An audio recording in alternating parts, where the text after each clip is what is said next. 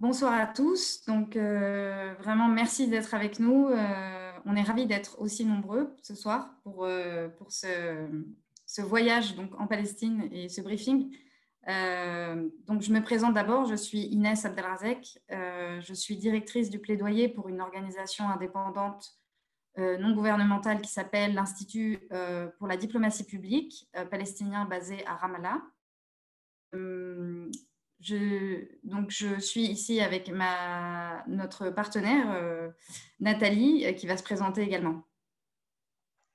Voilà, moi je m'appelle Nathalie Jeanne et je travaille au CNCD 1111, qui est la coupole des ONG de coopération et développement en Belgique francophone. Et donc on a ici une occasion rêvée de faire une collaboration avec The PAPD et Inès parce qu'elle est francophone, mais aussi du coup avec toutes les organisations qui suivent la Palestine en Belgique francophone et en France. Donc on a, comme j'avais déjà dit pour le Facebook Live, à la fois la plateforme des ONG françaises pour la Palestine, l'association France-Palestine Solidarité, l'association belgo-palestinienne, qui se joignent pour un événement tous ensemble. C'est un peu tiré du bon de la situation compliquée dans laquelle on vit. On espère que donc, cet événement se passera bien et on espère aussi pouvoir renouveler l'expérience une prochaine fois. On vous souhaite donc une bonne séance, un bon voyage. Donc nous, qu'est-ce qu'on fait en fait au PIPD et c'est quoi ce projet de Palestine en réalité virtuelle? On essaye en fait, disons, de toucher un public et une audience avec une approche un petit peu nouvelle et renouvelée de la question palestinienne et de ce qui se passe chez nous. Et on essaye aussi un peu de réconcilier beaucoup de ce que les gens pensent ou pensent savoir sur ce qui se passe en Israël-Palestine et d'essayer de le réconcilier avec la réalité de terrain. C'est vrai que pour Israël-Palestine, beaucoup de gens pensent souvent voilà, c'est un conflit compliqué, c'est deux peuples qui n'arrivent pas à s'entendre, on pense colonie, on pense occupation, mais on ne sait pas très bien ce que ça veut dire. Et donc, ce projet de Palestine en réalité virtuelle, c'est donc un projet de vidéo et de voyage et de visites guidées qui permettent d'expliquer tout un tas de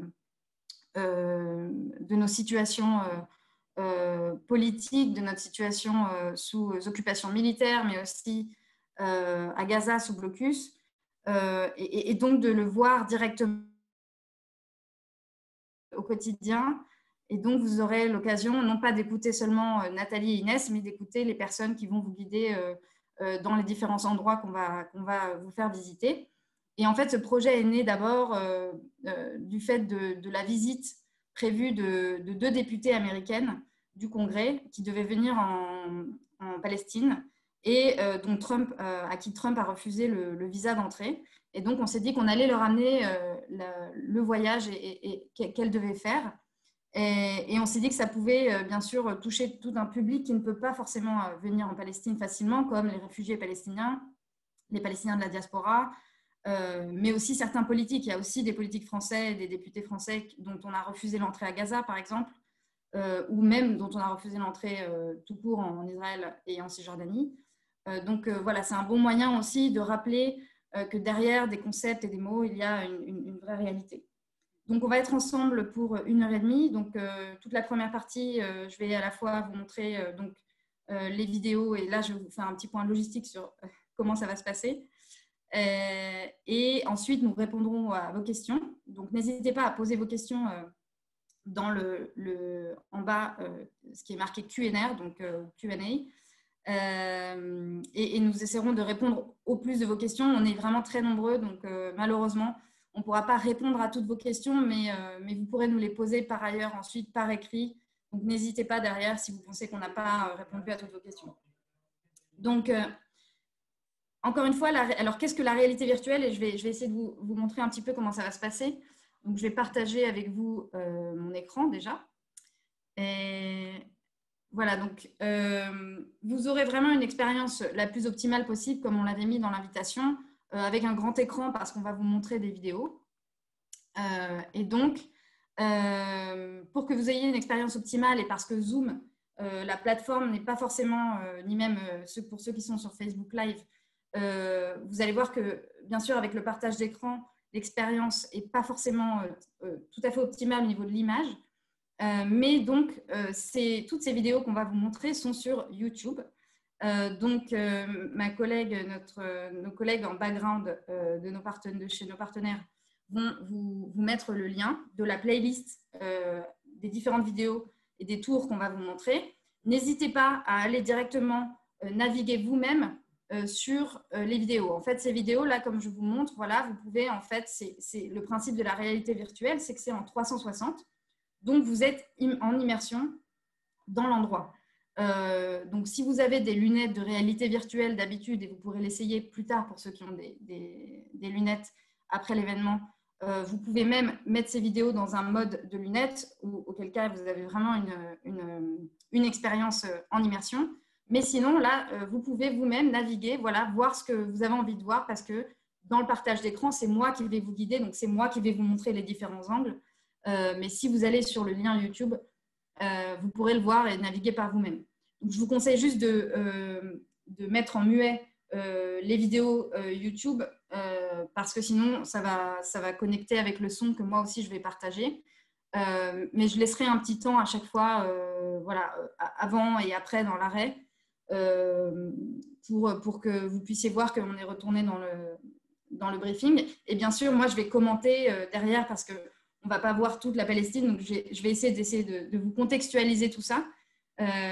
Et avec Nathalie. Donc, dans la contextualisation, vous pouvez revenir sur le Zoom, parce que là, ce sera nos explications à nous. Donc voilà, j'espère que c'est clair. Donc, comme je vous l'ai dit, donc, on va rentrer dans le vif du sujet. Hein. C'est vrai qu'on entend beaucoup dans les médias voilà, sur la Palestine, Israël, le conflit, etc. Mais on a souvent très peu enfin, voilà, on a du mal à comprendre exactement ce qu'on a derrière ça. Plus récemment, il y a eu les annonces de l'annexion. Donc, qu'est-ce que ça veut dire, l'annexion? L'annexion, en fait, c'est Israël qui veut porter toute la souveraineté sur tout le territoire de Cisjordanie, voilà, d'un point de vue légal par rapport à l'occupation militaire. Et bien sûr, il y a eu les accords d'Abraham récemment, les accords de paix entre les Émirats arabes unis et Israël.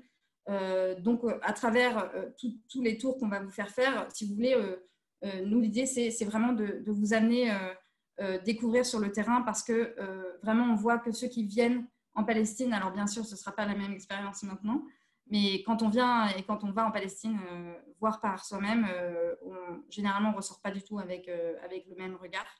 Donc, j'espère que ce sera utile et intéressant.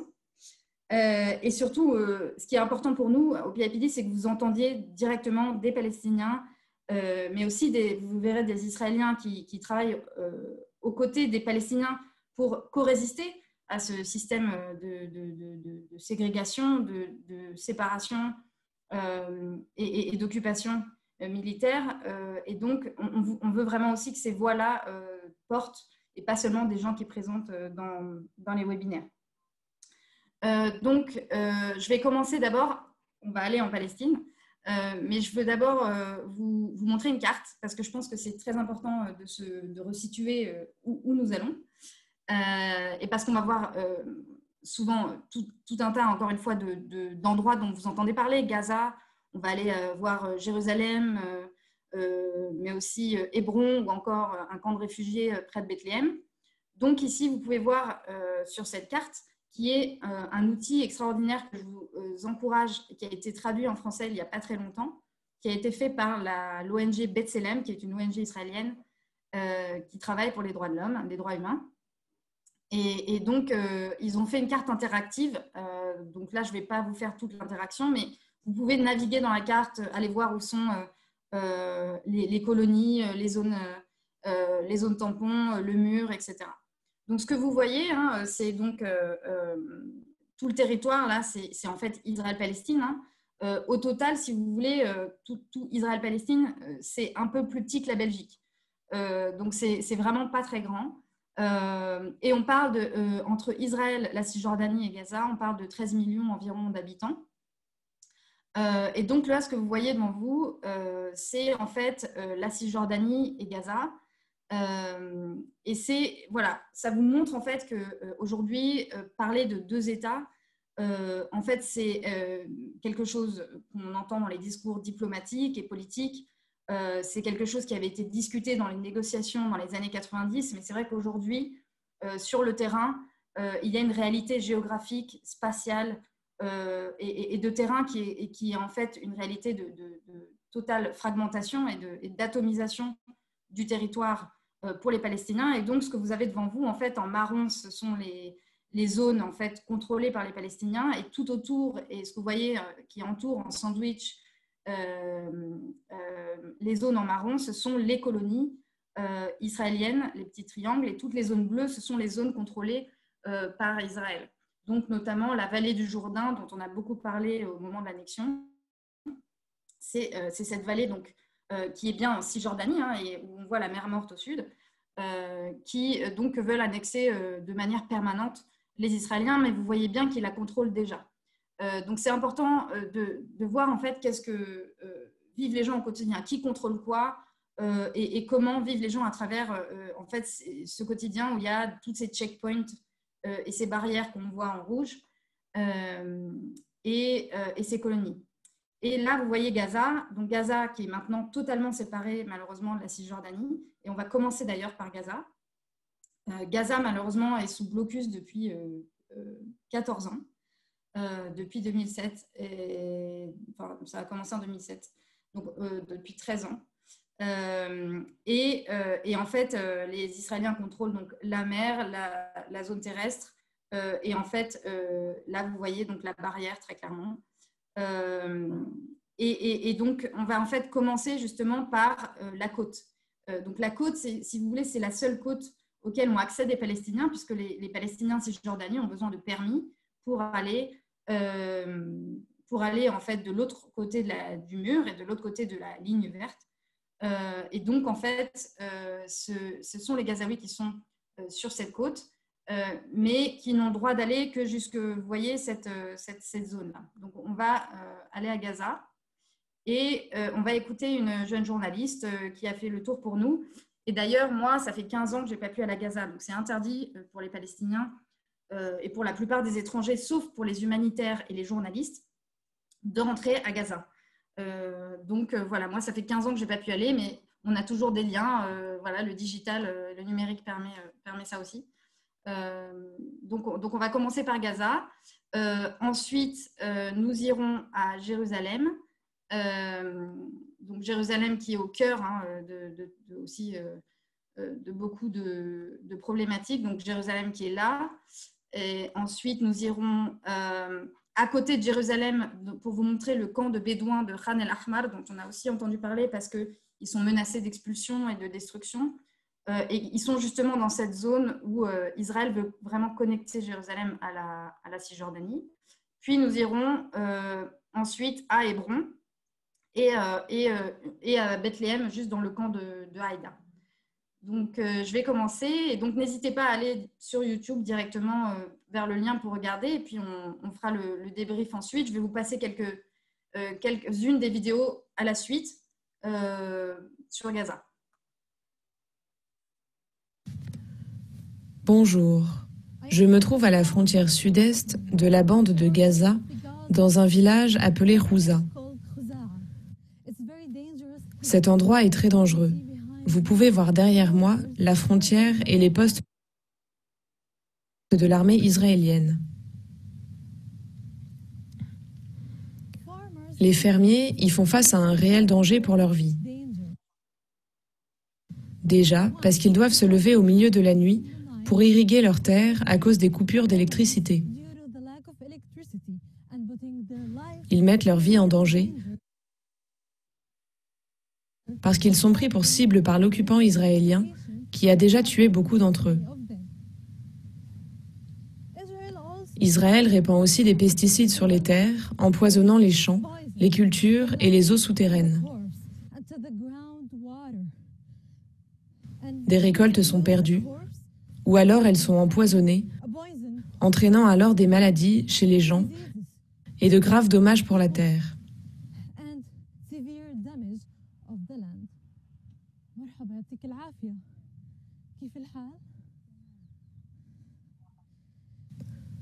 Les balles, les bombardements aveugles et les bombes de gaz lacrymogène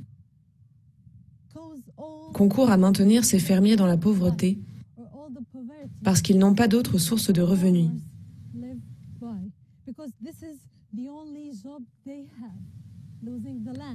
Perdre une terre ou des récoltes peut les amener parfois à s'endetter parce que la terre est affectée par tout ce qu'Israël leur fait subir.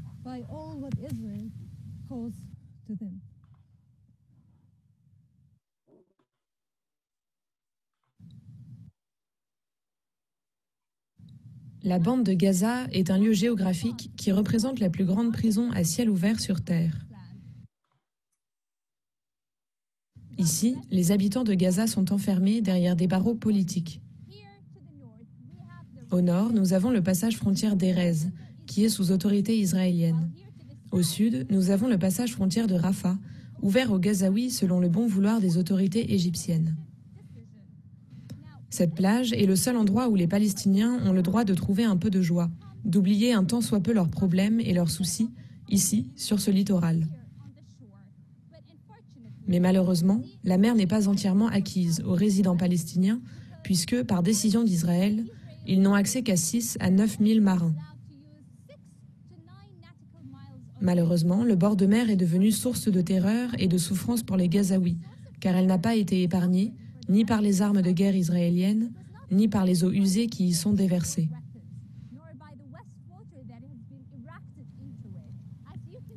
Comme vous pouvez le voir, les Palestiniens de Gaza n'ont pas d'autre choix que de déverser toutes leurs eaux usées, sans traitement, directement dans la mer, du fait des pénuries d'électricité dans la bande de Gaza, ce qui entraîne une énorme pollution.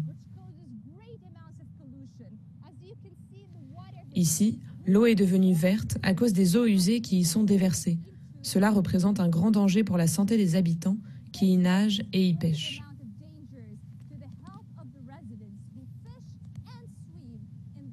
Là, on va aller voir donc, sur un bateau de pêche, donc la journaliste qui est justement sur ce même, pas tout à fait sur ce même bout de plage, un peu plus au sud justement.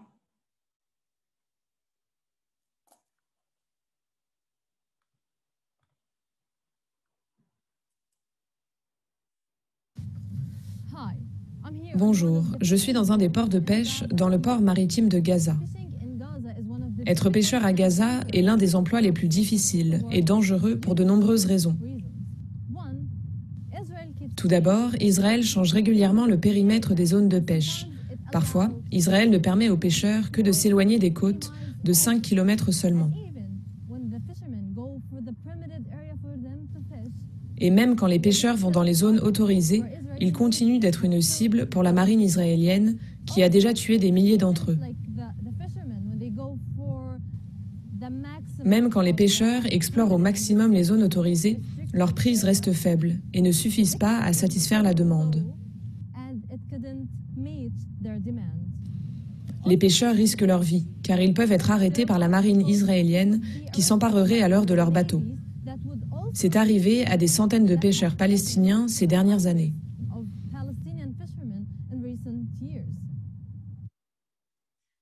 Donc, si vous avez aussi des questions sur ce que disent les personnes qui sont présentes, n'hésitez pas, hein, c'est fait pour ça aussi.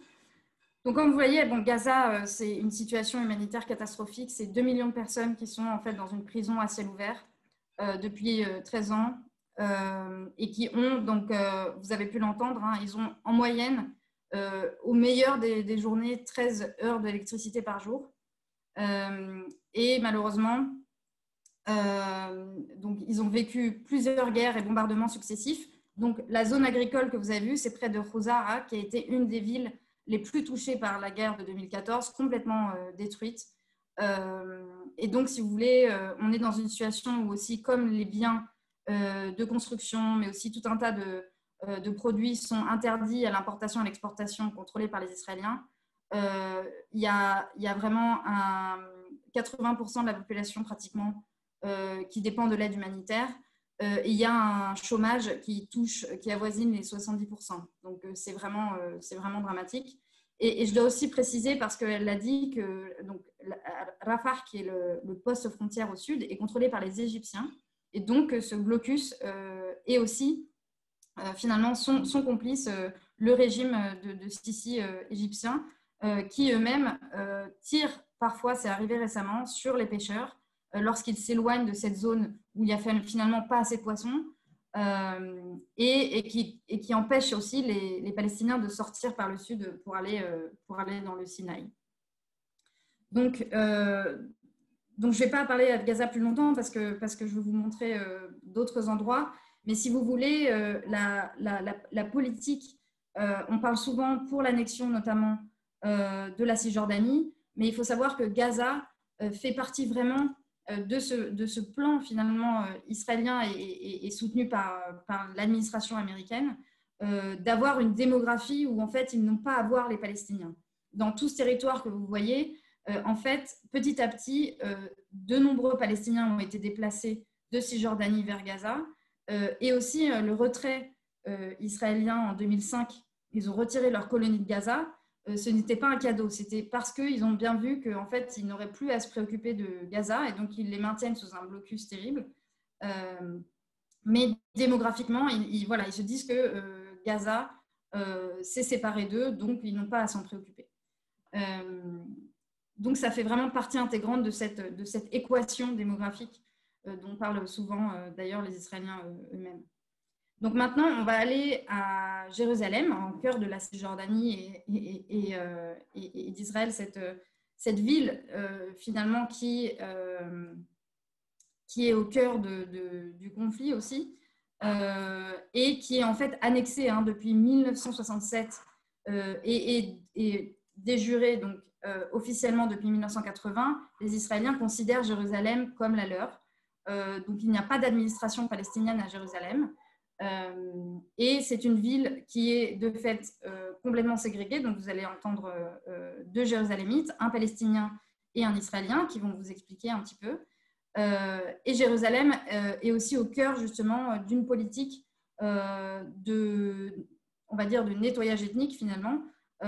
Israël a fait des plans, même des plans écrits, pour maintenir et avoir une majorité juive dans la ville. Et donc il y a tout un tas de quartiers qui sont en danger de destruction. Les Israéliens ont retiré la résidence parce que les Palestiniens de Jérusalem ont un statut un peu spécial avec, finalement, ils sont résidents dans leur propre pays, comme des étrangers dans leur propre pays avec une carte de séjour, que les Israéliens peuvent le retirer. Et depuis 1967, ils ont retiré la résidence à 14 000 au moins Palestiniens, plus le mur qui allait bien au-delà des frontières de Jérusalem-Est et qui a coupé tout un tas de Palestiniens de Jérusalem de leurs voisins de Jérusalem.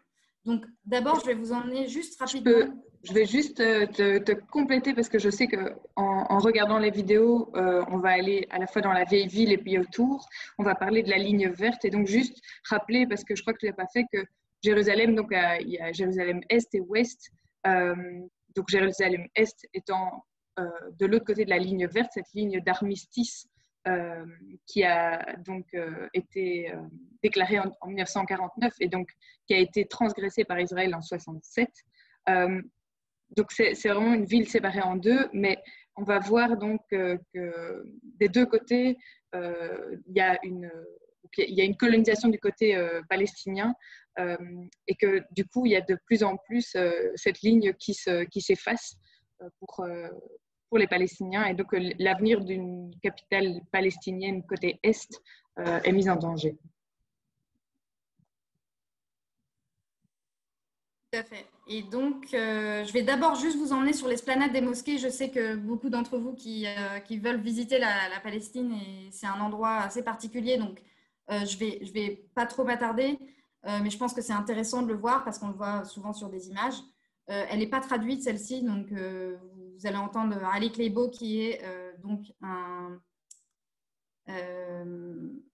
anthropologue qui va nous faire aussi un rapide tour d'une rue de la vieille ville et qui se trouve donc sur cette fameuse esplanade des mosquées, donc qui est régie par un statu quo en fait sous l'égide de la Jordanie, qui donc, vous voyez de l'autre côté, il y a le mur des lamentations pour les Juifs. Mais c'est bien sûr, cette esplanade des mosquées est revendiquée par les religieux idéologues juifs qui veulent en faire qu'ils appellent le mont du temple, où ils veulent reconstruire le temple qui a été détruit il y a des milliers d'années. Et donc régulièrement, il y a des incursions de colons sur cette esplanade et des incursions de colons et de l'armée pour éviter les échauffourées et justement pour garder ce statu quo. Donc c'est un endroit vraiment chargé, mais qui est très beau à voir. Et donc voilà, j'espère que pour ceux qui auront l'occasion de venir après le Covid, vous pourrez visiter cet endroit. Donc là, on revient avec Ali Claibaud au cœur de la vieille ville, qui va justement vous montrer à l'œuvre la politique de colonisation de la vieille ville.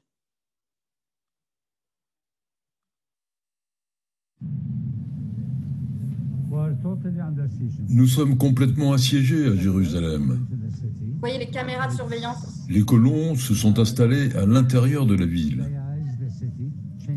Ils tentent de judaïser la vieille ville.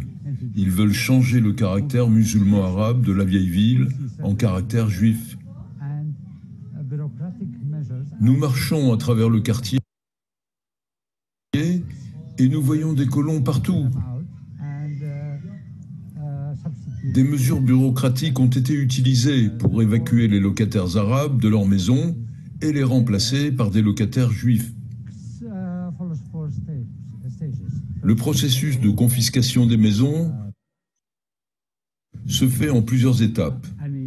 En premier, il y a la loi qui permet à tout locataire juif qui vivait dans une maison abandonnée lors de la guerre de 1948 de revenir et de se la réapproprier en faisant évacuer les locataires actuels. D'un autre côté, moi, en tant que Jérusalémite, je ne peux en aucune façon me réapproprier mes propriétés du côté ouest de la ville.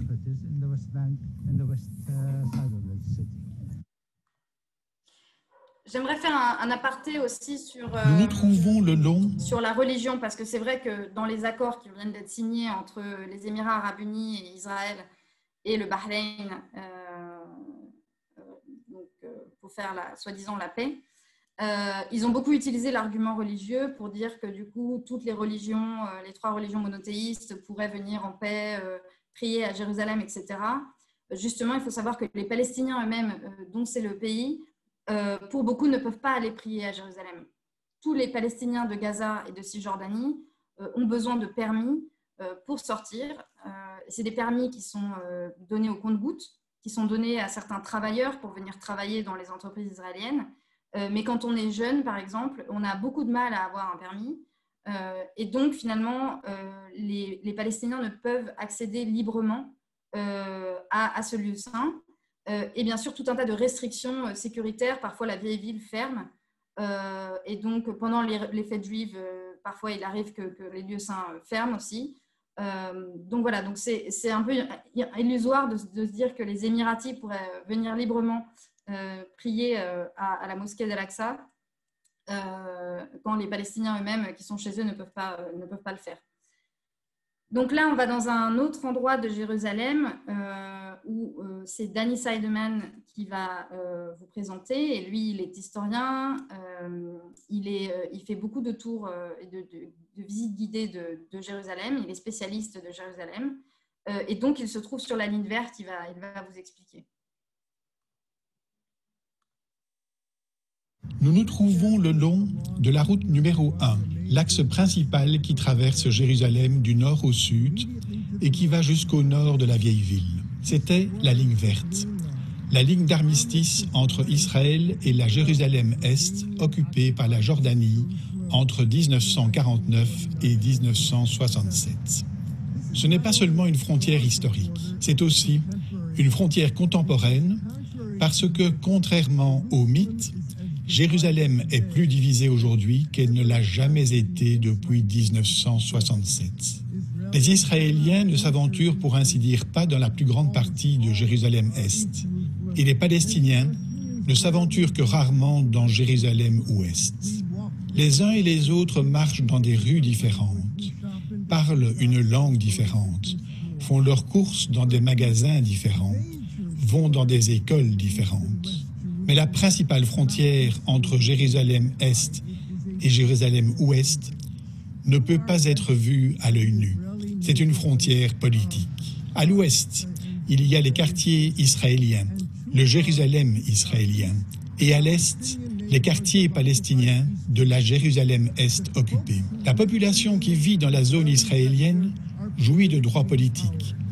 Ce sont des citoyens à part entière. Ils ont des droits politiques, ils ont le droit de vote, ils ont des passeports. La population de la zone palestinienne de Jérusalem-Est est en permanence politiquement privée de ses droits. En 1967, Israël a annexé le territoire de Jérusalem-Est, mais pas sa population. Et la population de la zone palestinienne est en permanence privée de droits. Privée du droit de vote, privée de droits politiques, privée de passeport. Une maison divisée en son sein ne peut pas tenir debout, à moitié occupée et à moitié libre. Jérusalem est à moitié occupée et à moitié libre. Et l'occupation ne peut prendre fin que d'une seule manière. L'occupation prend fin avec une frontière. Et c'est le tramway qui passe, et c'est intéressant parce qu'on fera un petit point sur les entreprises justement qui bénéficient aux colonies. Le tramway auquel avait participé Alstom notamment, c'est finalement un tramway qui a été en partie construit sur la ligne verte, mais qui va bien au-delà et qui connecte en fait le centre de Jérusalem avec les colonies. Et donc, c'est bien sûr, ça fait partie de ces projets d'infrastructure qui sont bel et bien là, hein, qui ne sont pas, encore une fois, l'occupation est censée être temporaire et l'annexion permanente. Mais de fait, l'occupation est devenue permanente. Vous voyez qu'ils ont construit des infrastructures, même au cœur de Jérusalem, qu'ils considèrent comme la leur d'ailleurs et annexées déjà, qui relient en fait, qui sont faites pour les colons. Donc, ce tramway, typiquement, il a vraiment été fait afin de casser cette pertinence de la ligne verte ou même, encore une fois, de donner des droits pour tous. C'est vraiment des infrastructures qui sont faites pour la mobilité des Israéliens juifs et pas des Palestiniens. Donc, on va aller dans un point de vue là, à Jérusalem, où il va vous expliquer justement comment une partie de la colonisation s'est faite.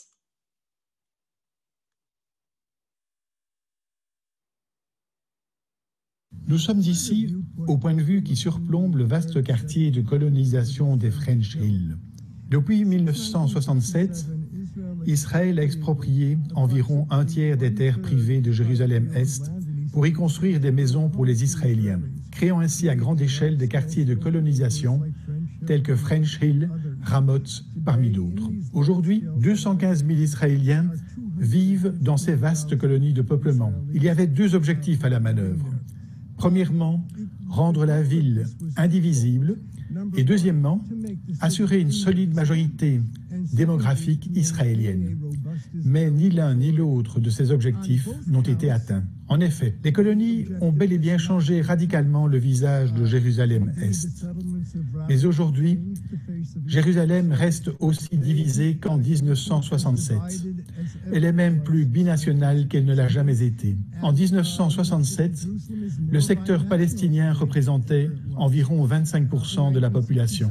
Aujourd'hui, on approche des 40% malgré les efforts israéliens. Il ne suffit pas d'accélérer artificiellement le développement du secteur israélien. On a mis une chape de plomb sur le développement du secteur palestinien en interdisant les constructions légales. Il est pratiquement impossible pour un Palestinien de Jérusalem-Est d'obtenir un permis de bâtir en vertu de cette théorie étrange selon laquelle, si on interdit aux Palestiniens de construire légalement, ils perdront tout intérêt pour le sexe et la reproduction pour se tourner vers le jeu d'échecs. Les données empiriques montrent qu'il en va tout autrement. Aussi problématique que soit la situation, cela n'empêche pas d'arriver à un accord. Et donc, ce qu'il dit est assez intéressant puisque donc, je voulais juste préciser que, en effet, les Palestiniens de Jérusalem, en fait, construisent, selon Israël, illégalement, mais en fait, n'obtiennent jamais de permis pour construire. Et donc, c'est là toute la logique, c'est-à-dire que quand vous entendez parler de démolition de maisons ou encore de familles qui se font expulser, c'est tout un arsenal administratif, bureaucratique, et aidé par des lobbies de colons qui aussi font du lobby à l'international, hein, pour des soutiens aux États-Unis ou même à Bruxelles ou à Paris, pour justement financer et investir dans la construction, que ce soit en utilisant l'archéologie ou le tourisme, pour construire une Jérusalem israélienne. Et donc, de nombreux Palestiniens doivent détruire eux-mêmes leur maison, sinon on leur fait payer la facture, on leur fait payer une amende pour détruire leur maison et amener les bulldozers pour détruire leur propre maison. Donc aujourd'hui, les Jérusalemites résistent en restant, c'est-à-dire qu'on voit des gens qui vraiment vivent dans des conditions vraiment terribles, mais ils veulent rester parce que ça veut dire que laisser tomber et accepter d'aller en Cisjordanie, c'est perdre son droit d'être jérusalémite. Et l'identité jérusalémite est très forte, bien sûr, et ça voudrait dire abandonner Jérusalem comme l'identité palestinienne de Jérusalem. Donc, on va ensuite passer en fait du côté de la Cisjordanie et on va aller justement juste à côté de Jérusalem, dans une zone en fait qui est entre une grande colonie qui s'appelle Malé Adoumim, qui fait partie de ces blocs de colonies que Israël ne veut absolument pas négocier et que d'ailleurs même Yitzhak Rabin lors d'Oslo n'était pas prêt à considérer comme une colonie, il les aurait intégrés à Israël. Et donc il y a des zones en fait d'habitation, notamment bédouines, sur les collines. Et donc c'est Fadi qui va vous expliquer la situation de cette communauté bédouine dont on a aussi parlé parce qu'il y a eu une mobilisation de la communauté internationale pour arrêter l'expulsion. Et donc cette expulsion a été reportée. Toutes ces vidéos ont été tournées, d'ailleurs, j'ai oublié de le dire, en novembre 2019. Et en fait, en décembre de l'année dernière, le gouvernement a décidé d'arrêter la destruction de Khan el-Ahmar, enfin d'arrêter, de reporter. Donc, on va faire le tour et puis je préciserai 2 ou 3 choses sur la zone dont il est question, et notamment la zone C dont on entend aussi beaucoup parler avec les histoires d'annexion.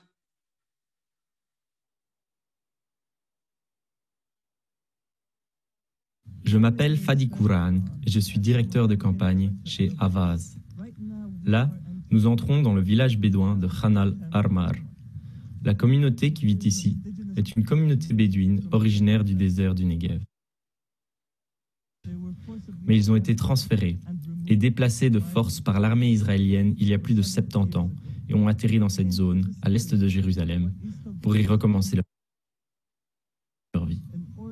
Ils ont renoué avec la terre, ils ont construit ces maisons très simples et ils continuent à sillonner toutes les montagnes de la région dans la recherche d'une vie digne après que leur ancien mode de vie ait été détruit.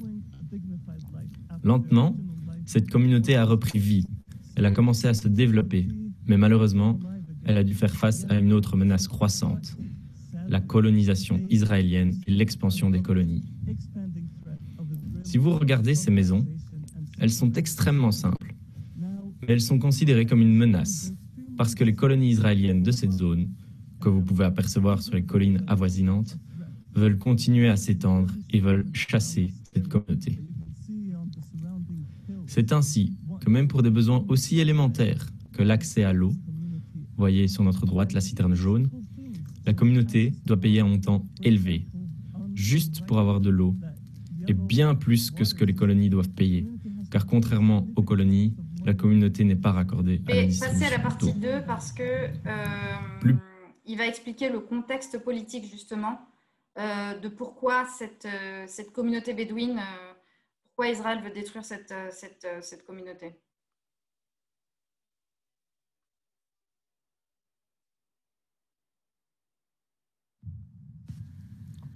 Nous marchons sur ce chemin de destruction dans le village de Khan el-Ahmar. Nous nous souvenons de nombreuses fois où les soldats israéliens sont venus ici pour détruire des maisons, pour tenter de détruire des écoles et pour tout simplement détruire le mode de vie des gens. Maintenant, quel est le but de toutes ces destructions? Pourquoi cette communauté bédouine est-elle attaquée?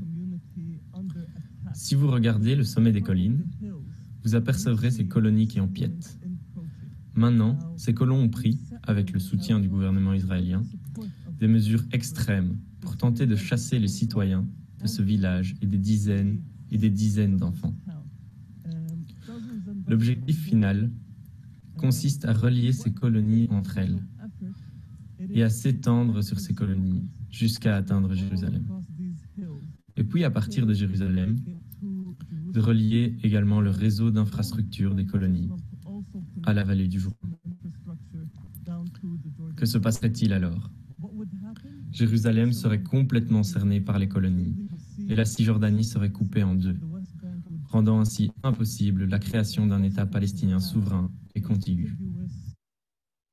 Vous pouvez donc imaginer l'ampleur des souffrances infligées à cette communauté. Ainsi, il y a quelques mois à peine, les colons avaient déversé leurs eaux usées dans la vallée, rendant la vallée située à notre droite débordante d'eau usée fumante et toxique, qui rendait les enfants très malades. Les gens ne pouvaient pas respirer, tant la puanteur était insoutenable. Pourtant, la communauté a décidé de rester. Lorsqu'Israël, l'année dernière, a entrepris d'envoyer des bulldozers et a pris la décision de détruire de force tout le village et d'en chasser tous ses citoyens, les citoyens ici ont décidé de résister. Des Palestiniens et des activistes de la solidarité internationale sont venus à Khan al-Ahmar. Ils ont campé sous une tente de ce côté du village pour s'assurer que lorsque les bulldozers arriveraient, les gens se mettraient en travers de leur chemin de manière non violente. Voilà, et un dernier tour, je vais vous montrer l'école aujourd'hui plus que jamais de Khan al-Ahmar. Ce qu'il est important de souligner, c'est que donc cette communauté bédouine se tient dans la zone C. Qu'est-ce que c'est que la zone C? Lors des accords d'Oslo, je dirais que l'autorité palestinienne, malheureusement, a accepté temporairement de diviser la zone géographique de la Cisjordanie en 3 zones. Et en fait, les Palestiniens ne contrôlent jusqu'à aujourd'hui, 27 ans plus tard, ils ne contrôlent que les zones A et B, en fait, ces zones marron. Tout le reste, puisqu'il y avait déjà des colonies, que les Israéliens voulaient de toute façon développer les colonies, c'était considéré zone C, donc des zones entièrement contrôlées par les Israéliens. Et donc, ces zones petit à petit, finalement, c'était pas juste des collines. C'est là où il y a, encore une fois, maintenant des constructions de colonies, où il y a des routes, où il y a eu des routes de contournement qui ont été construites. Donc, toutes les infrastructures, l'espace, la géographie que vous voyez est construite finalement pour la colonisation. Et donc, en zone C, tous les villages qui se trouvent en zone C, on parle d'environ 150 000 personnes dans toute la Cisjordanie, donc soit des bédouins, soit des villages, soit des villages ou des fermes agricoles. Encore une fois, c'est comme à Jérusalem, ils construisent de manière illégale, ils ne peuvent pas construire sur ces terrains-là, ils ne peuvent pas creuser de puits, ils ne peuvent pas donc avoir d'eau, et donc toutes ces infrastructures que eux construisent tant bien que mal, également avec l'argent du contribuable européen, avec l'aide internationale des Européens qui essayent d'aider les communautés finalement à se maintenir, Israël les détruit régulièrement. Et donc, ne serait-ce qu'en 2020, on en est déjà à 550 types d'infrastructures, que ce soit des puits, des écoles ou des maisons qui ont été détruites. Donc, cette communauté, c'est un peu, on va dire, un exemple de ce que vivent tout un tas de gens qui vivent dans toute cette zone qui, finalement, représente 60 à 62% de la Cisjordanie. Donc, on va aller juste dans l'école pour vous montrer le type d'infrastructure que construisent ces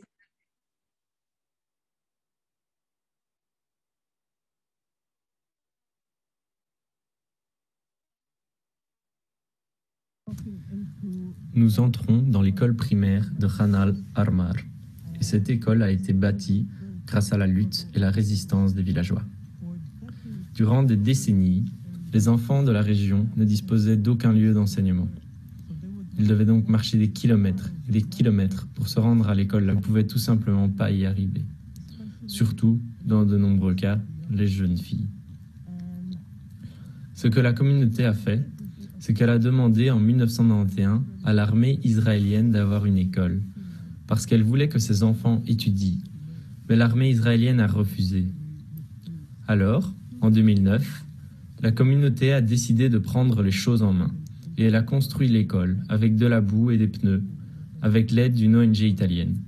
Comme vous pouvez le voir, les nombreuses structures ici, ils ont simplement utilisé des pneus pour les façonner. Et bien entendu, les colons ont commencé à attaquer l'école. C'est pourquoi vous apercevrez des protections sur les fenêtres, car souvent, les colons descendent et essayent de briser les fenêtres et de faire fermer ce lieu. Finalement, l'armée a décidé de venir et de détruire l'école. L'école n'est pas seulement destinée aux 170 villageois de Khan al-Ahmar, mais aussi à plus de 5 autres villages de la région, où, tout comme à Khan al-Ahmar, Israël empêche de construire des écoles. C'est la seule école qui leur soit accessible, si bien que 160 élèves y viennent chaque jour pour étudier. Mais Israël a décidé de bientôt venir et démolir cette école. Plusieurs fois, les bulldozers sont venus pour la démolir, et les membres de la communauté, ainsi que d'autres Palestiniens et des militants internationaux, venaient alors et s'allongeaient sur le sol pour empêcher les bulldozers de la détruire. Heureusement, jusqu'à présent, elle tient bon. Mais comme vous pouvez le voir, elle n'est pas en très bon état, car il n'y a pas d'électricité. Ils ont de simples panneaux solaires posés sur le toit de l'école. Mais cela signifie que dans cette zone, vous pouvez probablement voir mon visage, je transpire, car il fait jusqu'à 40 degrés, parfois plus. L'école est pourtant construite avec de la tôle, ce qui devient extrêmement chaud l'été. Donc les enfants sortent des classes comme s'ils étaient dans un sauna. Et voici un exemple de classe. Dans de nombreux cas, parce qu'Israël a même confisqué certains des panneaux solaires, il n'y a pas assez d'électricité pour allumer la lumière ou pour mettre en marche des ventilateurs qui se trouvent ici. Mais les enfants viennent tous les jours, parce qu'ils veulent apprendre. Et nous espérons qu'un jour, les enfants de Khan al-Ahmar et d'autres endroits pourront vivre une vie digne, dans laquelle l'accès à l'éducation n'est pas quelque chose pour lequel ils se battent, mais quelque chose qui leur est donné. Donc, j'ai vu une question sur la zone A et B, je vais y répondre tout de suite, mais je voulais préciser, et ce qui est intéressant aussi pour vous en tant qu'Européens, hein, je pense qu'on a des Français et des Belges dans la salle, c'est qu'il y a des choses qu'on peut faire. Par exemple, les bulldozers qu'on a vus l'an dernier s'apprêtant à détruire la communauté de Khan al-Ahmar sont de la compagnie JCB, une compagnie JCB, une compagnie au Royaume-Uni. Et donc, il y a un bureau d'avocats qui, aujourd'hui, a réussi à faire en sorte que le gouvernement britannique fasse une enquête, ouvre une enquête sur cette entreprise qui, visiblement, a un dossier sur la violation des droits de l'homme. Il faut savoir qu'il y a des compagnies étrangères qui sont complices justement à la fois de la construction des colonies, du développement de ces colonies. Ces colonies, ce sont des villes, hein, elles ont des supermarchés, des universités même. Et donc, il y a des entreprises étrangères qui sont responsables également et qui ont une responsabilité au regard du droit international et aussi de ligne directrice de l'OCDE, justement dans leurs opérations de ne pas violer ces droits de l'homme. Il y a une liste que l'ONU a sortie l'année dernière avec tout un tas de compagnies, à la fois israéliennes et étrangères, qui ont des activités dans les colonies ou qui profitent en tout cas aux colonies. Il y a des entreprises françaises dans l'eau, dont Aegis et Alstom. Et donc, malheureusement, pas encore assez n'est fait, mais je veux dire, avec l'outil, en tout cas, du droit et du plaidoyer, petit à petit, il y a des dossiers comme ça qu'on peut faire avancer. Et donc, certains de nos partenaires avec qui on organise cette conférence participent de ça. Et je veux dire, ça a vraiment un impact sur la vie des gens. Ce n'est pas seulement politique, ce n'est pas une opinion, c'est vraiment, on parle de droits humains. Et concernant il y avait aussi une question sur les colons qui entourent Khan al-Ahmar. Est-ce que ce sont des colons économiques ou des colons religieux, nationalistes? Oui. Alors, c'est une bonne question. Les colons, je dirais, autour de Jérusalem, hein, ce sont les colons les mieux connectés, je dirais. Parce qu'en fait, il faut savoir que les colonies autour de Jérusalem aujourd'hui, vous n'avez pas à avoir un seul Palestinien. Encore une fois, les Israéliens ont construit des routes, des ponts et des tunnels pour vraiment faire en sorte qu'il y ait une ségrégation des espaces et que les espaces, à la fois, sont totalement imbriqués, mais en même temps séparés dans le sens où les Israéliens n'ont absolument pas à voir les Palestiniens. Les Palestiniens, eux, doivent galérer, avoir des permis, passer des checkpoints, passer sous des tunnels, passer sur des routes de terre, etc. Eux, maintenant, les colons ont la vie facile. Et donc, beaucoup des colonies autour de Jérusalem sont des colons économiques. Pourquoi? Parce qu'il y a des subventions et des aides pour aller s'installer dans les colonies et c'est moins cher. Jérusalem, au centre, est devenu très cher et Tel Aviv est cher. Donc, il y a beaucoup de colons qui viennent s'installer par souci économique. Il y a les colons religieux et violents. Il y en a bien sûr à Hébron, on va aller à Hébron, on va le voir. Il y en a aussi beaucoup dans la zone de Naplouse et autour. Donc, toutes ces zones où en fait toutes les zones autour de Naplouse sont prises en sandwich. Là, il y a énormément de confrontations avec les colons.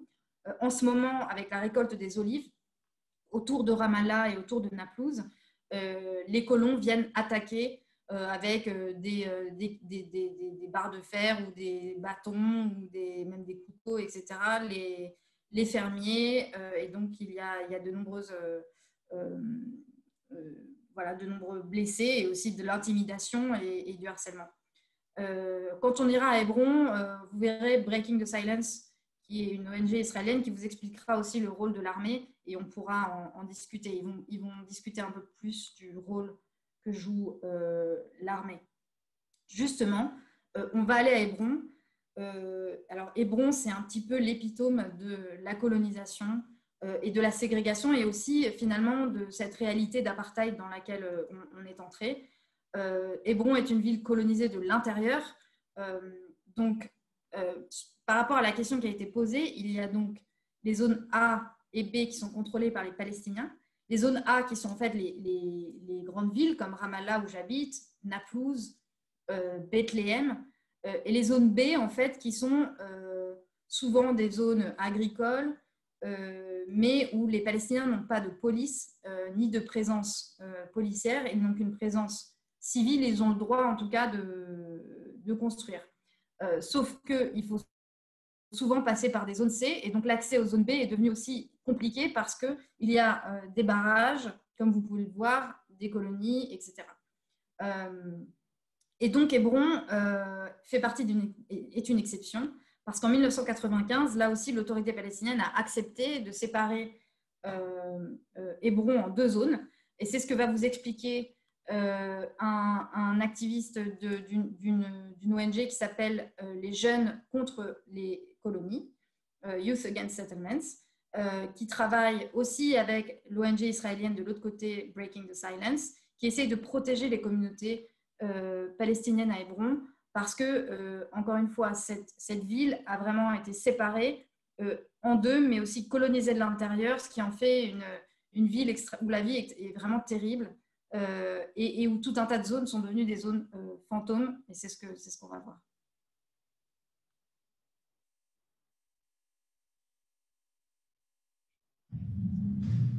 Nous sommes actuellement au début de la rue Shohada.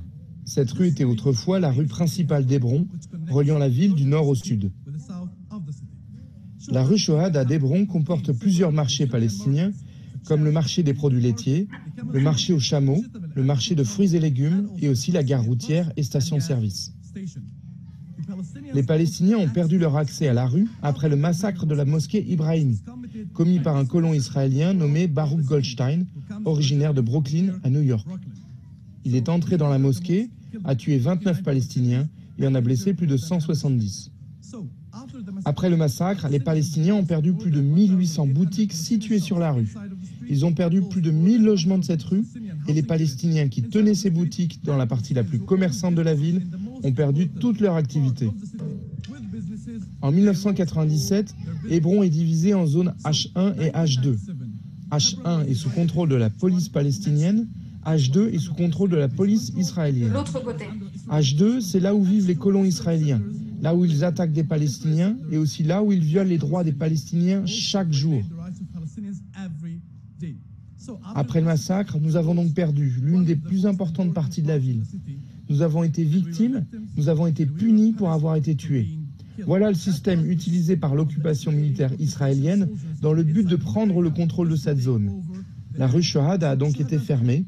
Le massacre était bien programmé pour prendre le contrôle du centre-ville aux dépens des propriétaires palestiniens.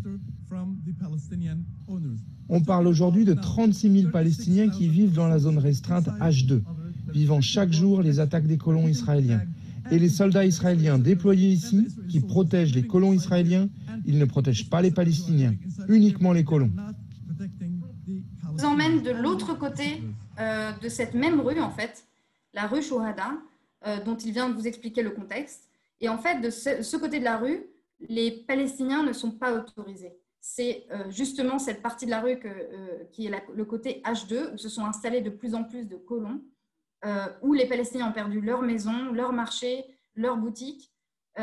Et donc, vous serez guidé par une personne, le directeur en fait, de l'ONG Breaking the Silence, qui est une ONG d'anciens soldats qui donc veulent briser le silence et qui, en fait, à partir de 2010-2011, ont commencé en fait, à publier les témoignages qu'ils ont reçus de nombreux soldats qui voyaient ce qu'ils faisaient dans les territoires occupés en Palestine et qui donc ont voulu dénoncer ces pratiques et ces politiques. Et le régime, et notamment à Hébron, dont beaucoup sont issus. Donc là, il va vous expliquer justement. Donc on arrive juste de l'autre côté du checkpoint que vous venez de voir.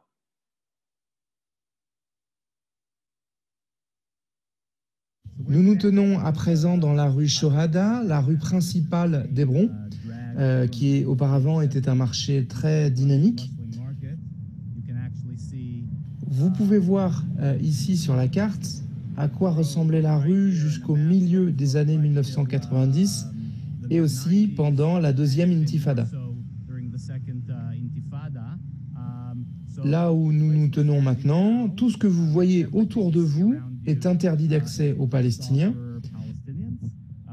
Et après le massacre de Goldstein, on a vu des centaines de boutiques et magasins fermés.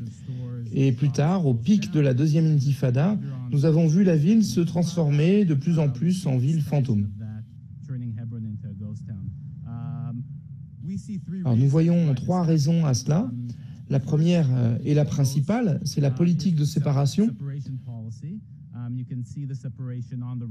Vous pouvez voir la séparation de la route ici. Tout ce que vous voyez est fermé aux Palestiniens. Vous pouvez voir des routes et des zones fermées, permettant en fait aux colons israéliens de circuler librement, mais empêchant les Palestiniens d'en faire autant.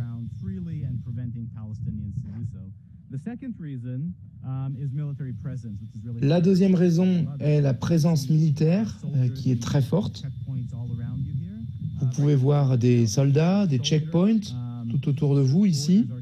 Juste en face de moi, il y a un soldat.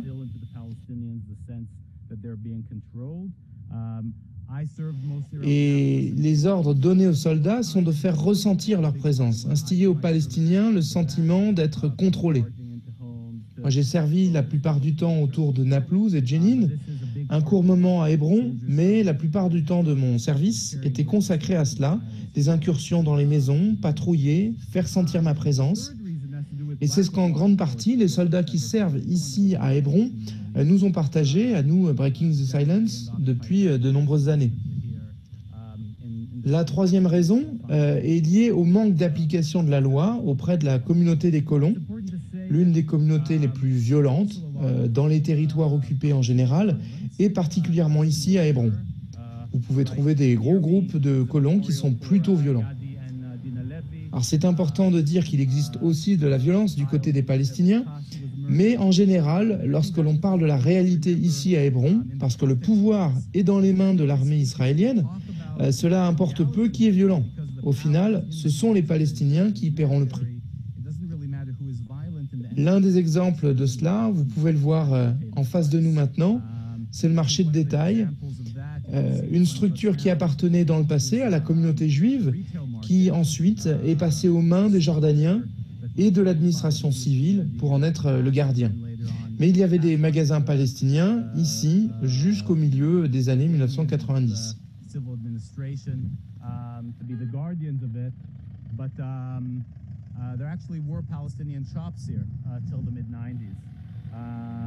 Et après une très longue bataille, on peut voir que Netanyahou est sur le point d'approuver, ou qu'ils attendent l'autorisation de Netanyahou pour permettre aux colons de prendre possession des magasins.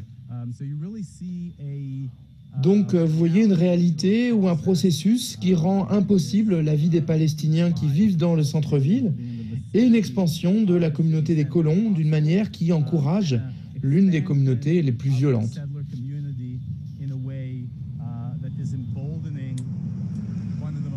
Et donc, cette vidéo a été prise donc, en novembre dernier. Et depuis, Netanyahou a approuvé justement la transformation de ce marché en colonie, le dernier marché qu'il vous a montré.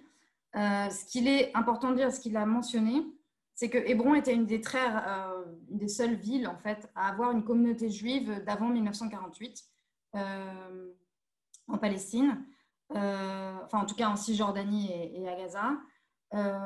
Et donc, ils étaient là dans les années 1920 et en fait, ils sont partis justement après la guerre de 1948.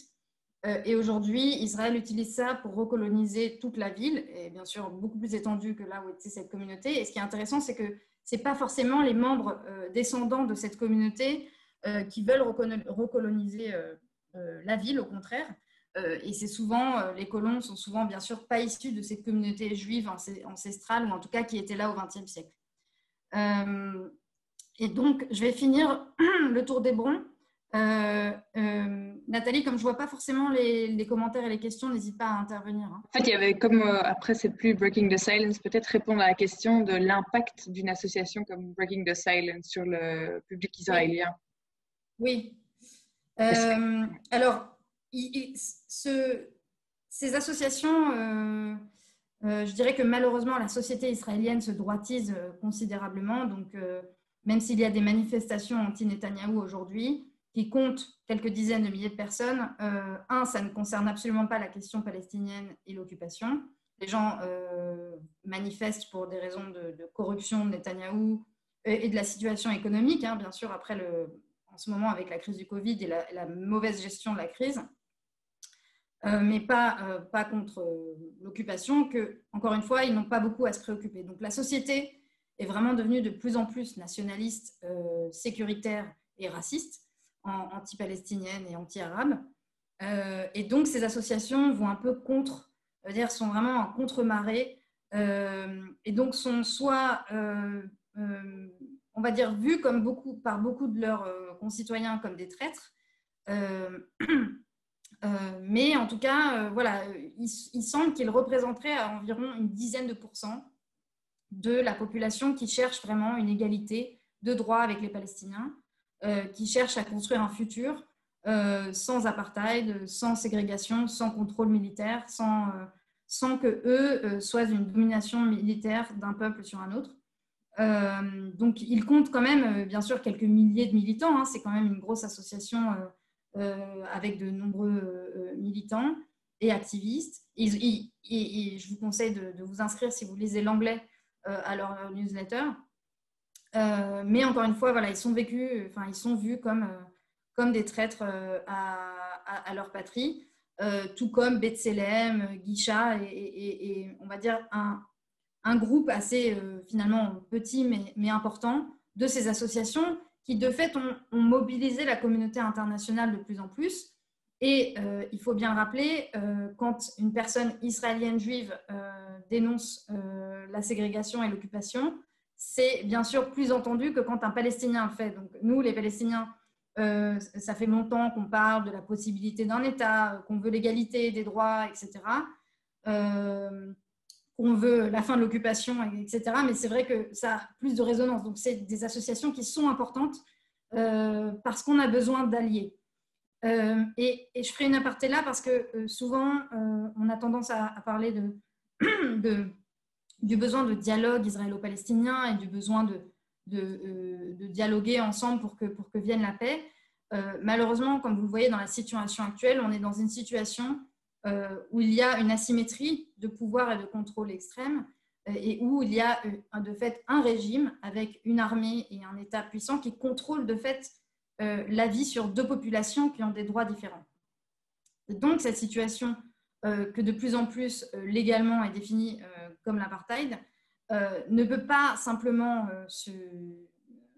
disparaître, simplement si les personnes des deux côtés se mettent autour d'une table et discutent, etc. Parce que les intérêts sont totalement asymétriques et les Israéliens aujourd'hui, comme on l'a vu, comme je vous l'ai expliqué avec les infrastructures et comme on l'a vu, n'ont pas finalement besoin de donner la liberté aux Palestiniens. Et donc, c'est pour ça que pratiquement plus de 50% des gens étaient pour l'annexion de la Cisjordanie. Et quand ils n'étaient pas pour l'annexion, c'était parce que ça leur coûterait trop cher ou parce que ce ne serait pas dans l'intérêt diplomatique d'Israël, ce serait trop flagrant.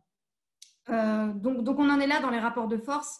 Et c'est vrai que c'est important pour nous de travailler avec des associations qui ont les mêmes valeurs. Donc, est-ce que vous avez les valeurs de demander des droits égaux, des droits humains pour tous, et donc de dénoncer ensemble ce système, alors on travaille ensemble. Mais si c'est pour dire on va faire un programme, on va autour d'une table et après chacun rentre chez soi, l'un avec ses privilèges et l'autre sa discrimination, alors ça, on l'a essayé pendant 27 ans avec les accords d'Oslo, ça n'a pas marché. Donc on revient juste pour finir avec Hébron dans la vieille ville. Alors du côté palestinien, on va revenir avec Youth Against Settlement. Vous allez voir donc comment la colonisation a pris également au cœur du marché de la vieille ville aujourd'hui. Nous nous tenons ici sous la 3e colonie israélienne de la rue, appelée Avraham Avinu, ce qui signifie « Abraham est notre père ». Cette colonie a été construite au-dessus du marché palestinien de fruits et légumes, derrière ses boutiques et aussi au-dessus des boutiques palestiniennes. Les colons ont occupé les étages supérieurs de ces boutiques et ont construit de nouveaux étages au-dessus. Les colons israéliens vivent dans ces bâtiments et de là, ils ne cessent de jeter des ordures et des pierres aux Palestiniens. Tout type d'ordures dont ils n'ont pas besoin, ils les jettent aux Palestiniens, en plus des eaux usées. Vous pouvez les voir juste ici, les ordures, les bâtons, les pierres, tout ce dont ils n'ont pas besoin, ils les jettent aux Palestiniens qui passent par là. 2 tours de surveillance militaire israélienne surveillent cette colonie. Une à ma gauche, une à ma droite. Ils voient tout ce que les colons font et ignorent les Palestiniens quand ils se plaignent auprès des soldats. Mais si les Palestiniens réagissent pour se défendre des colons, ils pourraient être attaqués, tués, en tout cas arrêtés pour avoir répondu aux attaques des colons. Mais les soldats israéliens disent aux Palestiniens « Nous sommes ici pour protéger les colons israéliens et non les Palestiniens ». Donc en passant par ici, vous pourriez recevoir des pierres sur la tête ou de l'eau usée et ensuite vous ne pourrez pas vous plaindre ni faire quoi que ce soit. Vous pourriez crier ce que vous voulez aux soldats, mais ils vous ignorent complètement en tant que Palestiniens. Voilà, donc ça c'était Hébron. Et on va finir, avant de passer donc, parce que je vois que l'heure tourne, donc rapidement on va finir avec Bethléem. Donc là on va juste à Bethléem, juste un peu plus au nord, plus près de Jérusalem. Malheureusement Bethléem qui a été coupé par le mur et donc là on est dans le camp de réfugiés de Haïda. Parce que c'était important, je voulais vous parler des camps de réfugiés parce qu'il y a des camps de réfugiés en Cisjordanie et à Gaza. Ce sont des Palestiniens qui ont été déplacés, réfugiés lors de la guerre de 48 et qui donc veulent retourner, qui ont perdu leur village et les villes où ils habitaient en 48. Et donc ces camps de réfugiés ont grandi petit à petit, sont devenus des mini-villes, mais qui ne sont pas contrôlées par l'autorité palestinienne, qui sont contrôlées par l'UNRWA, l'agence de l'ONU pour les réfugiés palestiniens, qui est une importante agence de l'ONU que Trump et son administration veut faire disparaître et que les Israéliens aussi veulent voir disparaître et ils aimeraient que ces camps de réfugiés en Cisjordanie soient intégrés à l'autorité palestinienne. Mais donc voilà, il y a des camps de réfugiés bien sûr en Jordanie, au Liban, qui sont aussi très importants et qui ont une population palestinienne très importante. Donc vous allez juste avoir un rapide tour, une explication par un membre du comité de coordination du camp. chaque camp a un comité de coordination populaire géré par les habitants.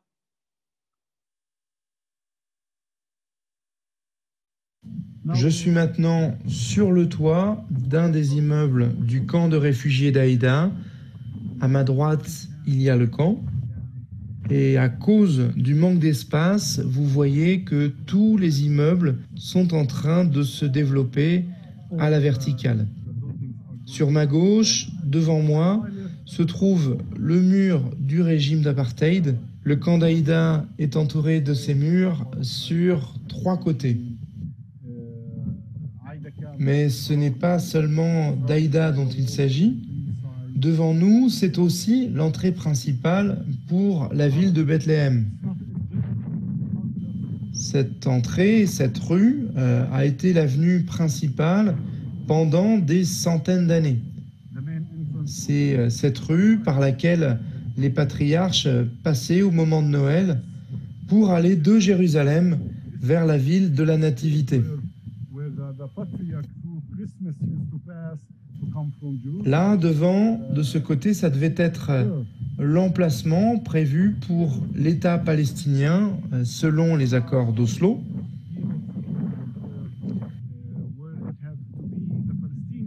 Les frontières de 1967 devraient être ici, à l'intérieur d'au moins 7 km.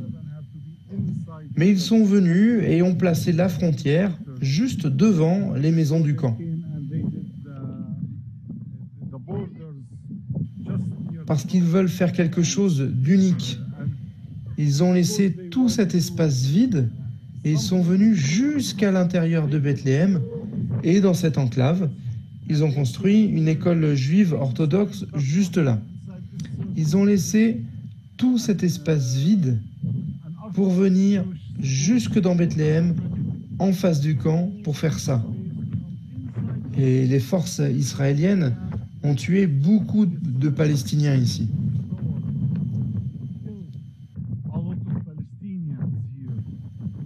Vous voyez sur les toits du camp tous ces réservoirs d'eau. C'est parce que non seulement ils contrôlent la terre, mais aussi ce qu'il y a en dessous de la terre, c'est-à-dire l'eau. Ils volent l'eau et ensuite ils nous la revendent.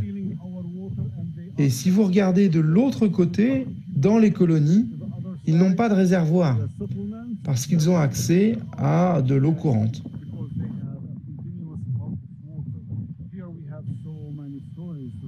Nous avons tant d'histoires à raconter à Aïda. C'est une petite surface, mais nous avons tant d'histoires liées à l'oppression et à l'occupation.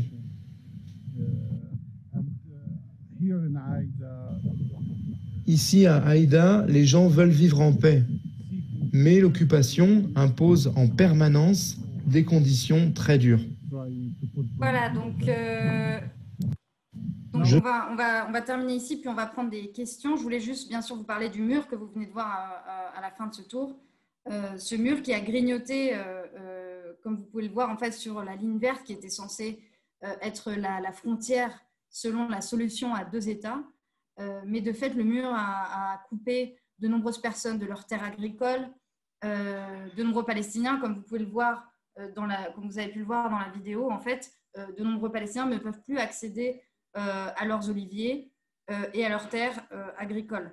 Donc, petit à petit, la réalité s'est imposée et donc je dirais que on est dans une réalité véritablement d'un État d'apartheid plutôt que de 2 États qui, de plus en plus sur le terrain, semblent hypothétiques, même si encore beaucoup de Palestiniens aimeraient un État palestinien et un État israélien séparés. Malheureusement, encore une fois, on est dans une réalité où les infrastructures, l'espace, la vie des gens est conditionnée par ces interdépendances où un peuple a des droits et l'autre n'en a pas.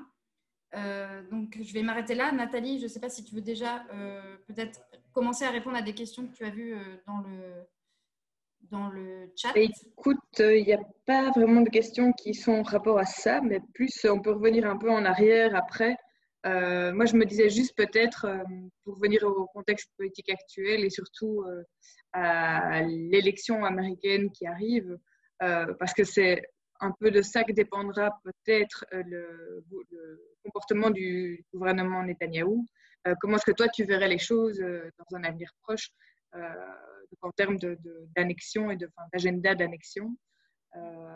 Et puis, donc après, on peut peut-être revenir à des questions plus spécifiques reçues pendant les présentations.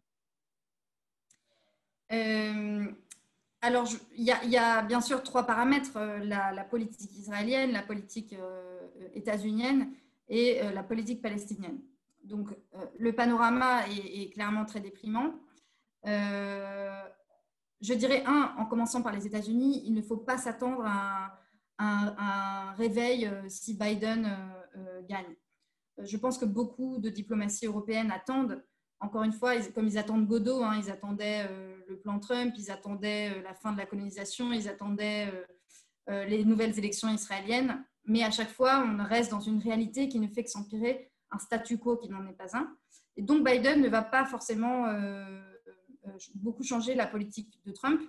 Des choses ont beaucoup changé. Les États-Unis veulent aussi un petit peu se retirer du monde et iront dans cette direction de normalisation des relations avec Israël. Et Biden a toujours été finalement un grand défenseur d'Israël et il est pour le maintien de l'aide militaire à Israël que questionne la gauche américaine. Donc, il faut voir un peu d'espoir dans la gauche du Parti démocrate, mais qui n'a pas encore pris le pouvoir du Parti démocrate. Donc, ça, c'est un. Ensuite, d'un point de vue de la politique israélienne, si demain Netanyahou, parce que beaucoup de gens en ont marre de Netanyahou à droite comme à gauche, parce que c'est quelqu'un de corrompu, c'est un autocrate qui veut garder le pouvoir et qui est finalement vraiment corrompu et un ego surdimensionné et donc s'entend très bien finalement avec tous ces autocrates comme Trump, Orban ou Modi en Inde. Il est certes, c'est un idéologue, mais s'il perd les prochaines élections ou s'il est sorti du pouvoir, ce sera probablement plus à droite nationaliste que lui qui sera au pouvoir. Il faut savoir que les mouvements de colons qui, au début, dans les années 80, étaient assez marginalisés et marginaux, sont au cœur du pouvoir aujourd'hui, à la Knesset, au Parlement, mais aussi à la Cour suprême et dans les instances judiciaires. La droite a fait en sorte de vraiment installer les colons au cœur de toutes ces instances. Donc là, clairement, pas d'espoir à avoir. Mais encore une fois, pour les Palestiniens et les Israéliens, il s'agit au niveau du peuple de pouvoir s'organiser avec les forces qui y croient et qui veulent combattre ce système, d'essayer de mieux s'organiser et de se faire entendre. Donc c'est ce qu'on essaye au quotidien, c'est compliqué, mais on essaye. Et d'un point de vue palestinien, le leadership en fait s'est retrouvé complètement piégé.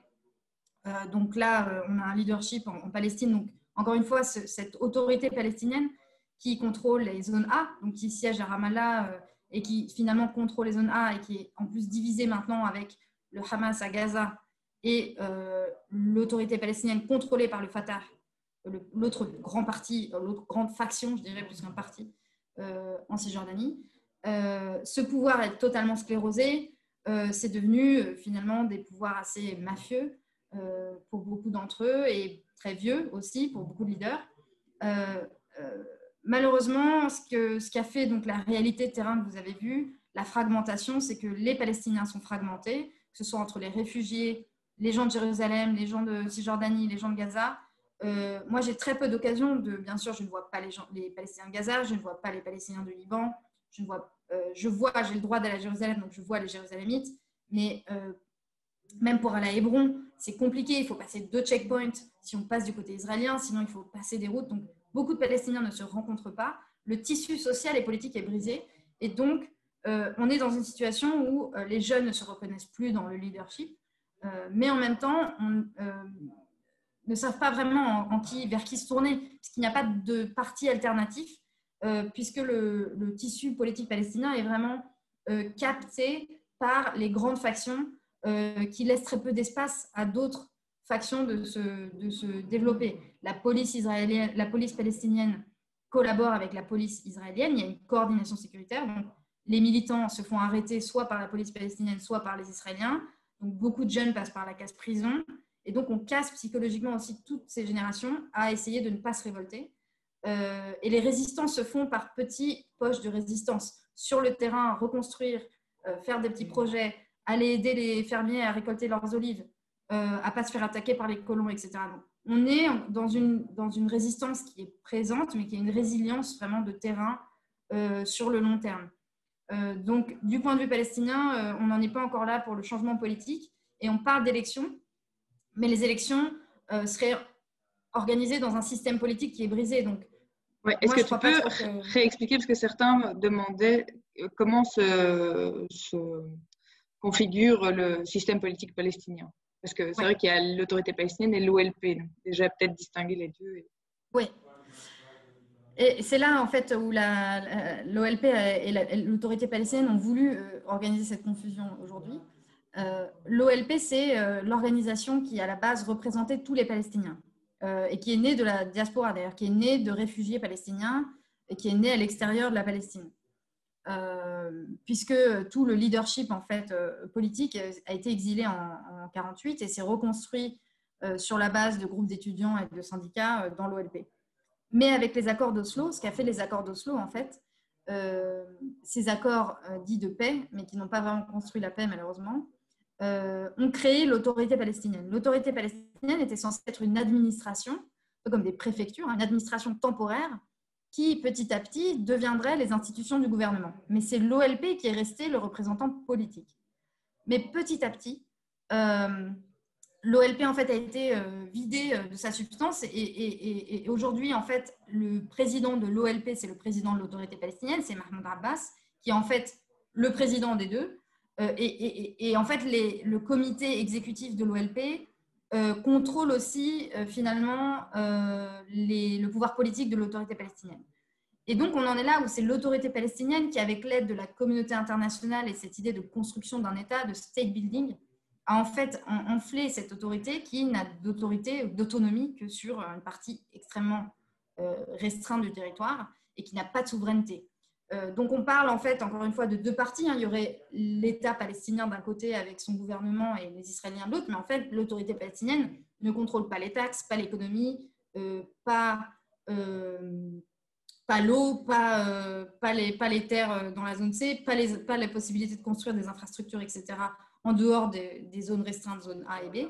Et c'est ce que veulent les Israéliens. Les Israéliens veulent renforcer et maintenir l'existence de l'autorité palestinienne, puisque ça leur permet de se dédouaner de cette responsabilité internationale de s'occuper de la population palestinienne. Ils le laissent à l'autorité palestinienne. Donc, ils se sont retrouvés coincés, le leadership.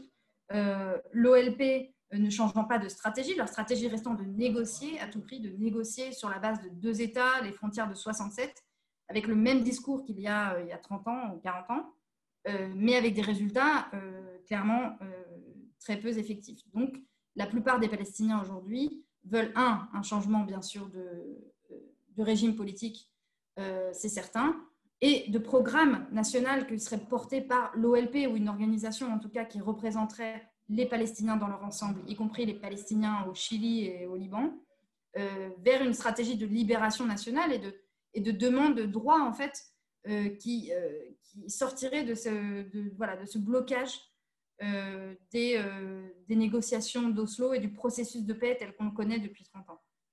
Alors, il y a plein de questions qui commencent à arriver parce qu'à mon avis, ça suscite des questions. On va peut-être un tout petit peu prolonger, mais pas beaucoup parce que je crois que les gens comptent sur le fait que ça se termine à 19h30. Une question ici, c'est quels sont les soutiens au plan géopolitique des Palestiniens? Parce qu'on a vu qu'avec la paix d'Abraham, une partie du monde arabe tourne le dos aux Palestiniens. Quels seraient alors les soutiens géopolitiques? C'est là où il faut repenser ce que ça veut dire soutien diplomatique et géopolitique. Je pense que le succès d'un mouvement comme BDS depuis des dizaines d'années avec la société civile à la fois palestinienne, mais aussi les Palestiniens à l'étranger, les Palestiniens américains et la solidarité internationale, c'est parce que les demandes sont les mêmes, c'est-à-dire le respect du droit international, les droits pour les Palestiniens, etc. Donc, le BDS n'est pas antisémite comme les Israéliens aimeraient le montrer et ils mettent beaucoup d'argent pour essayer de détruire le mouvement. Mais l'attrait, c'est que ça a changé de stratégie, c'est-à-dire de mettre la pression.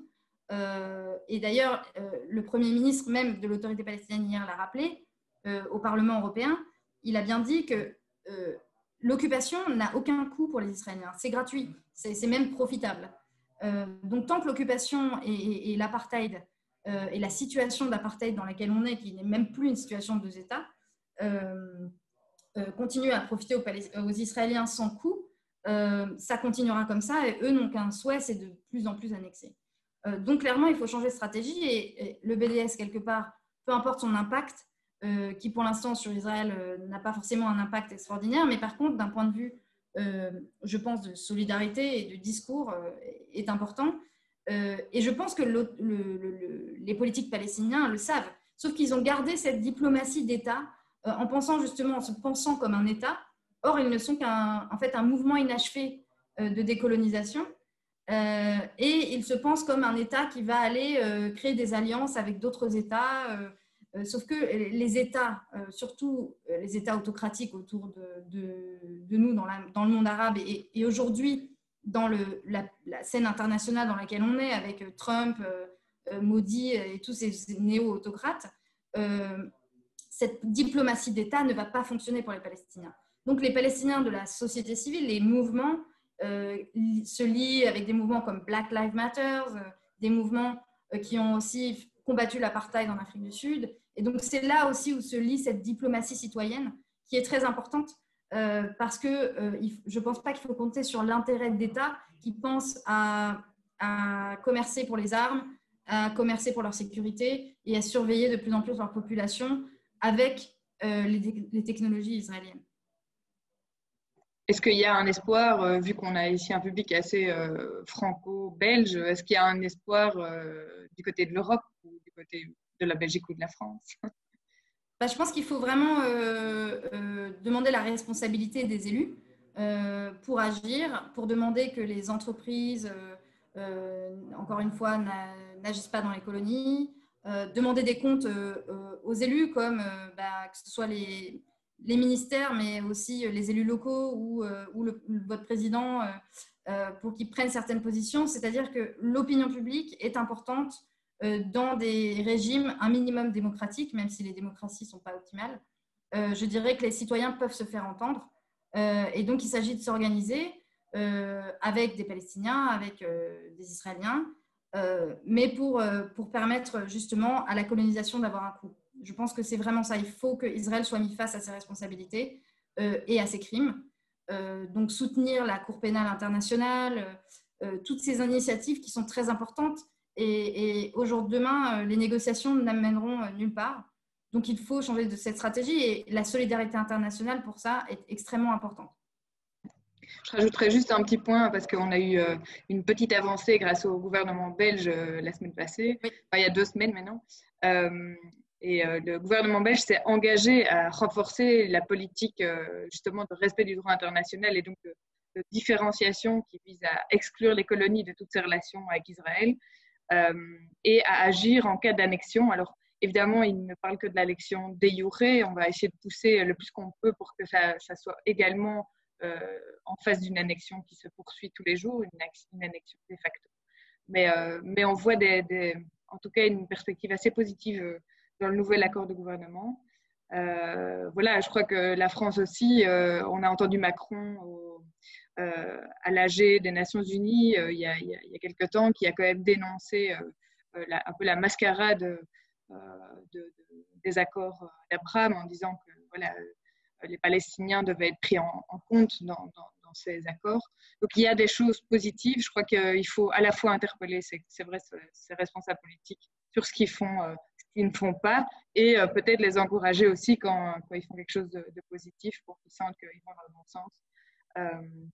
Et il est vrai aussi, voilà, le mouvement boycott des investissements et sanctions, c'est quelque chose qui offre des clés d'action à toute personne, à tout niveau, quoi, qu'on soit citoyen, qu'on soit décideur, qu'on soit entreprise. Il y a une rangée de moyens d'action disponibles.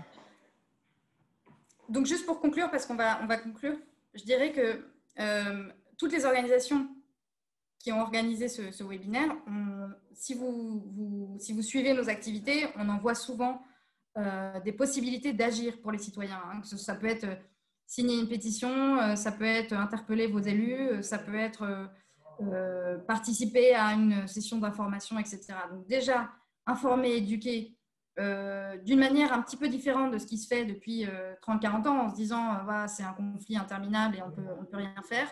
Ne serait-ce que déjà faire évoluer les discours et montrer ce que font les jeunes des côtés israéliens, palestiniens, mais aussi français et belges. Et il y a des moyens d'agir, donc n'hésitez pas à suivre toutes nos activités de la plateforme, des ONG pour la Palestine, du CNCD, de l'association belgo-palestinienne, de l'FPS, parce qu'il y a des actions importantes. Et bien au-delà, ça va aussi dans tous vos cercles, vous parlez de changement climatique jusqu'aux droits des prisonniers et jusqu'aux droits humains de manière générale et droits des travailleurs. La Palestine est toujours concernée. Donc n'hésitez pas à amener la Palestine dans les discussions aussi qui, pas forcément au premier abord, la concernent. Et vous avez découvert 2 excellents outils, donc le Palestine VIA qui est maintenant en français, donc vous pouvez utiliser cet outil-là via YouTube ou via l'application. Et puis il y a la carte de B'Tselem comme une divide, donc n'hésitez pas à aller un peu les utiliser par vous-même et puis les partager avec votre entourage parce que c'est des outils en or et qu'il faut utiliser. Voilà. Merci Inès en tout cas, c'était une conversation intéressante. Merci à tous et écrivez-nous sur les réseaux sociaux si vous êtes très frustré qu'on n'ait pas répondu à une de vos questions ou dans les emails qu'on vous a donnés en vous inscrivant. Voilà, n'hésitez pas, on est pour le dialogue et on sait que ce genre malheureusement de format, on aimerait être physiquement ensemble, mais le Covid ne nous permet pas. Donc à très bientôt et restons en contact. Bonne soirée.